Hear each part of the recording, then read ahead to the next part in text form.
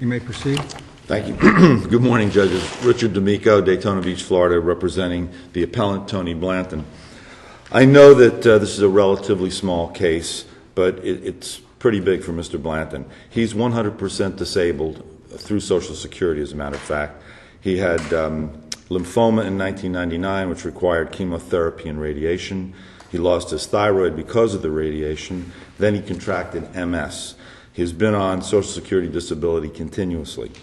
His income from this disability is $1,016 per month. He gets another $666 that's payable to his children. Out of the $1,016 that he receives, he pays another $223 to his former wife. That leaves him with just under $800 a month to live on, and his former wife is receiving $889. So he's paying more than half of his benefits toward his children. Now, I met Tony a little over 2 years ago. They were in the middle of a visitation dispute, and eventually the former wife then asked for a modification of child support. The $889 she was receiving out of his benefits wasn't enough. And I represented him at that hearing and strongly argued before a general magistrate that this was outrageous, that he was paying too much, really, is what it was. And the general magistrate agreed, we have it in the record, and denied the request for an increase.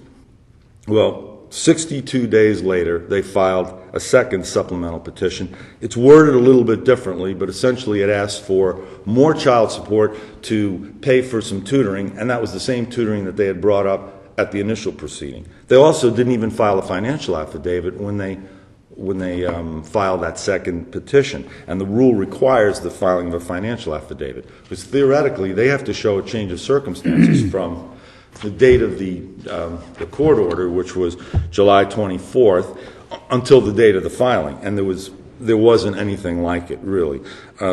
Tony, of course, he's living on $793 a month. The effect of the court order was to charge him another $120 a month, which left him now at $673. He had no ability to hire counsel, and he went to court and did this himself. And I think he did a fairly creditable job. He raised to the judge, he made a motion to dismiss, and then he raised to the judge that these proceedings had taken place, and none of it really mattered. To me, it looked like judge shopping. A new judge took over, and they just decided they were going to take another bite at the apple. And if we have a rule of res judicata, and I remember, we studied it in law school. I really hadn't seen the case for many years, and I started researching it. There is a reason for it. We can't allow this to continue. We can't, like every 60 days, have people coming back into court filing another modification proceeding, especially in a case like this when you're dealing with someone who's obviously disabled. Are you suggesting we adopt some rule or something that would prohibit that? We can't do that. No, I'm not saying that. I'm saying, though, that on the facts of the case, it's outrageous. It's 60 days. There was a complete hearing. I know, I was at the hearing. And the general magistrate sat there. He heard all the testimony. They had 10 days to file exceptions. It was just in your prior case. They didn't file exceptions. A final judgment was entered. The petition was dismissed. 62 days later, they come back in and virtually ask for the same thing. That, to me, is why we have the doctrine of res judicata, so that doesn't happen. I'm not saying that you need to make any new law. The law is here. We've cited you a number of cases about res judicata, and nothing changed. Virtually, in 62 days, nothing had changed. The wife did say there were some problems with transportation, and that was something that also was unfair to the husband, to the former husband, because it required him to transport this child on dates that the former wife had created, and it caused him to have to drive 1 hour back and forth when, if it had been scheduled on different days, he wouldn't have had to do all that excess driving. We mentioned that in our brief. But the fact is that this guy has really not been treated fairly in this situation. I can understand that a judge has the right to hear a case, and I think, though, that he brought it to the judge's attention. I know that this is going to be an issue. He did bring it to the judge's attention on 2 or 3 occasions. First, he brought a motion to dismiss. Then he mentioned it in his case, and the judge even said to him, he said, "Do you have that in the file?" And she said, "Yes, I do." And I think that it was, at that point, The judge was aware of the fact that this petition had been filed. And you can look at the petitions. They really aren't that much different. And as I said, there isn't even a financial affidavit in the second one. So you don't know if there was a change in circumstances or not. It's 62 days later. What we're asking you to do is this just isn't right. There needs to be an end of this. The decision of the court should be reversed. It's erroneous to allow this to proceed like it did. It should have been dismissed, or at least at the end of the case, the judge should have said, "Well, look, this already has just been heard, and I'm going to dismiss it." What's the problem with modifying the transportation arrangement? This is what it is. Apparently, he lives an hour away from where she lives, and he visits on Friday through Sunday. Well, what the mother's done... Wouldn't the scheduling of the tutoring be something akin to a change in circumstance that the judge could say, well, we'll just modify the transportation? That isn't the major issue we're here on. It was... I know it's but you're asking us to reverse that as well, so I guess that's my question. It's in the record. I wanted you to understand what happened. I don't think that the final order reflected the judge's ruling, because at page 94 of the record, the judge is saying, "So I grant your motion. I find you in violation of the court-ordered visitation. What we're going to do is, if you can't reschedule the Saturdays at Sylvan, for which you have visitation with Jesse, then you need to get him there." Okay? I don't know. She was talking to Mr. Blanton because she said, "I grant your motion," the motion that he had filed for violation of court-ordered visitation. And she says, what you're going to do is, if you can't reschedule the Saturdays at Sylvan. That language did not get into the order. And we raised this in our brief, that I think what the judge was correct. If the order had reflected her verbal pronouncement, it wouldn't have been as much of a problem, because then he would have worked it out so that when he went in on Friday to pick his children up, he would take the child to the appointment. And he could still try and work it out so that the schedules change, so that it doesn't occur on the weekends. But I guess that gets back to my problem. I mean, you're asking us to reverse that, and my question to you is, why wouldn't there be a change in circumstance sufficient to warrant that if the child's going to be taken to Sylvan and that occurs on a Saturday or Friday afternoon or whatever, that the father just do that during his visitation? Well, no, because he picks up the children on Friday, so he would have to whenever. come back. Why wouldn't there be a change of circumstance sufficient to support that at least? Well, because the children have been going to Sylvan way back. It was in the original proceeding. But just to answer your question, and just maybe say it as briefly as I can, all Tony's asking for is for the court order to reflect what the judge's real ruling was, which was, if you can't reschedule the Saturday appointment. Because they can't agree on anything, Judge. This is the problem. You see, if us speaking here logically... You're saying, though, that that's really not your main issue. It isn't the main issue, but it would be helpful to him, because the cost of gas now has gotten a little out of hand. All we're asking you to do is to understand what's happened here, and to realize that this guy is... he is in a bad way. And this $120, well, it doesn't sound like a lot of money. To him, it's like 15 or 20% of his income, and it leaves him, I don't know how you can live on $673 a month. Now he's living on $793, which, he's living with his mother in a house that they renovated, and that's how he's staying alive. So every little bit really means a lot to this guy. And I think on the law, really on the law, the former wife had her day in court. It was decided by a magistrate, and she didn't like it, so she came back in and asked for that same relief. And I think it is barred by res judicata. If there are no other questions, I'd like to reserve what little I have here. Thank you.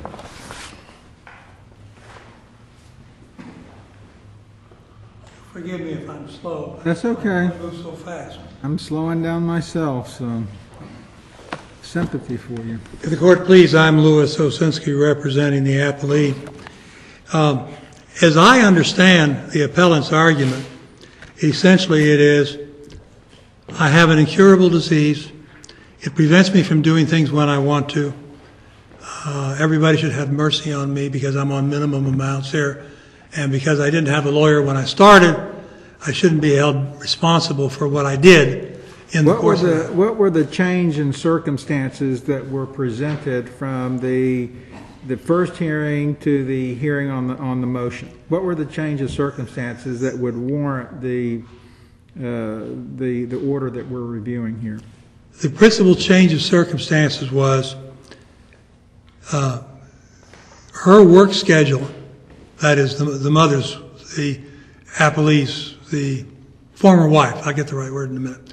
The former wife's work schedule had changed, and the days that she could work under the schedule beyond her control, she had nothing to do with it, had changed, and he, in the meantime, what he had done, the appellant, he had been buying and trading cars from extra work he had been doing, which was not even included in what was going on.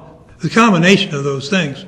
And so she was saying to the court, our work schedule has changed. He will not cooperate with me, and I don't have any control over the work schedule. The work schedule was beyond her control, and he is arguing, on the other hand. What does that have to do with the expense? The expense? Mm-hmm. The expense had to do with the special schooling. That was all brought out at the first hearing, wasn't it an issue in the first hearing that that this child was going to need tutoring and was going to receive tutoring? And that is correct. There's no question that was in there. Yeah.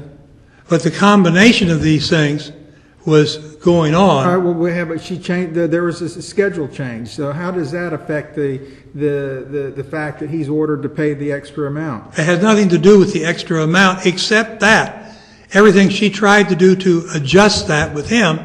What were the changes in circumstances that would warrant the extra award of money?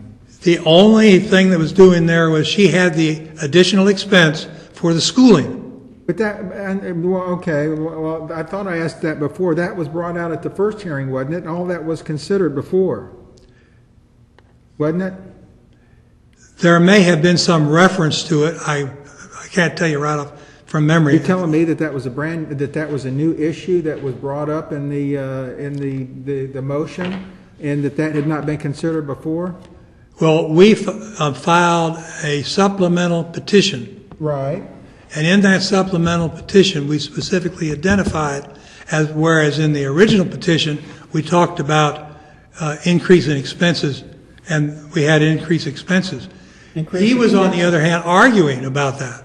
Well, was the tutoring issue and the expense for tutoring brought up at the first hearing or not? Only in an inferential way. Was that considered or not? Pardon? Only in an inferential way, not a specific way. So you're saying it wasn't brought up specifically enough? I would assume that's arguable. Well, how was it? What exactly was brought up at the first hearing regarding Sylvan and the expense? That she had greater expenses in connection with the children. Okay, and was one of those expenses Sylvan? And did the trial court know how much? The Sylvan expense was one of those expenses, yes. Okay, and so the trial court knew that one of those expenses was Sylvan. And was the trial court advised? Was the magistrate advised when the trial court entered the final judgment? Did the trial court know that expense was going to be X number of dollars or not? I can't answer you, Your Honor. I really can't. There was certainly a testimony before the general. Well, they call him a hearing officer. He was identified. He was appointed to the general master. So I'm not sure which word I want to use. And I just call it the trial court. But it was a magistrate, I think, in this particular. But in any event, to the extent that it created an increase in expenses, yes, it would have been brought up. It was brought up in the first hearing. All right. So tell me the change in circumstance between that hearing, the final hearing, and then your hearing on your petition, on your motion. What change of circumstance warrants an increase in the amount of money that was ordered?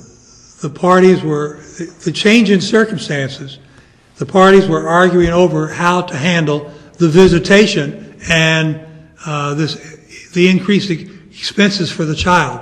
That's what it was all about. That is only what change of circumstances we've had in this whole thing. Now, if you want to argue on the one hand, well, it's been tried then I think And that's his argument. It was raised before, it was tried, it was considered by the magistrate, the trial court adopted the magistrate's findings, entered the final judgment, and then 60 days later you raise the same issue again. There's no change in circumstance that warrants the increase in the amount. Except that we are dealing with a specific expense at this point in the second hearing, where we were not dealing with a specific expense in the first hearing. Mr. Osinski, even if it weren't a question of it having been raised before, given the appellant's income, how can we justify that additional $120 expense? Because he was actually giving money away from, number one, he was working, which he was not reporting, and number two, he bought a house, which partially paid by him in cash. He's been buying and trading cars, which for cash. And he is saying, well, I don't have any money, and everybody should ignore all that. That's essentially what he was saying. But one thing I think you have to look at the second aspect of hearing the matter more specifically is the fact that at the first hearing, the result was not a final hearing in any way, shape, or form concerning the problems the parties were having. And when the parties got into this further hearing, then they started talking about all these other things, and they were saying, in effect, well, we've already argued that before, so therefore I shouldn't have to worry about it. And number two, he was saying, I have no ability to work because I've got a disease that comes up on me from time to time, beyond my control, and therefore that shouldn't even be looked at. That's essentially what he was saying. The facts as shown in the case in regard to that was that he can use money for any purpose he wants, work whenever he wants, except on those occasions when this difficulty arises, which we all acknowledge that he has from time to time. But he's saying, don't look at it at all. It has no purpose in our income computation. The other aspect of this is the parties were in their difficulties. She wanted him, when they were trying to work out trading off times, things of that nature, to put it in writing. He was going to do this, and the judge said, no, you can't make him put that in writing. So he kept saying, get the judge to put it in writing and I'll do it. The judge put it in writing. Now he's complaining the judge put it in writing, and he's saying they shouldn't have to do it. That's as simple as that. Everything he asked for from the lower court, he got, except that the judge said he must pay a share of this additional expense instead of at his whimsy for things that he decides he wants. And she doesn't have any control over the time or the circumstances of the visitation. It's beyond her control. He says she's doing it at her whim. It's not her whim. It's for the child, and it's based upon the school schedule, which she has no control over. The child either gets the thing or not. If he doesn't pay it, she's forced to go out and pay it. And yet he does have the ability to pay it. He's been paying it since that time, as far as I know. But he wants this court to reverse it. That's our argument, Judge. Okay, thank you very much.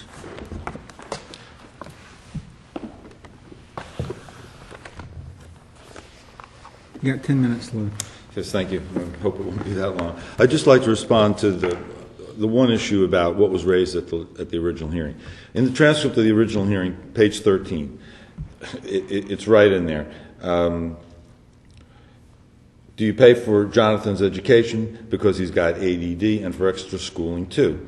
Question, ADD is attention deficit disorder? Yes. And how old is he? He's 10. And that's one of the children as a result of your marriage to Mr. Blanton? Yes. And is that expense reflected in the financial affidavit? Yes. How much you have to pay on that every month? $219 a month. Well, if you look at her financial affidavit, which is record page 33, there it is, tuition, tutoring, $220. This was all raised, argued, and it was part of their original petition. And so were some of these other items he was talking about, like working and repairing the house. What happened was he had a personal injury settlement years back, and he got together with his mother and they renovated the house. So that was all from the first hearing. That was something that was already raised, pretty much ad nauseum. And the question of this not being a final hearing, that's bizarre because they were in litigation for 3 years on supplemental petitions with arguments over visitation, and finally this was a final judgment. There's no question about that. Then they started it all over again 62 days later.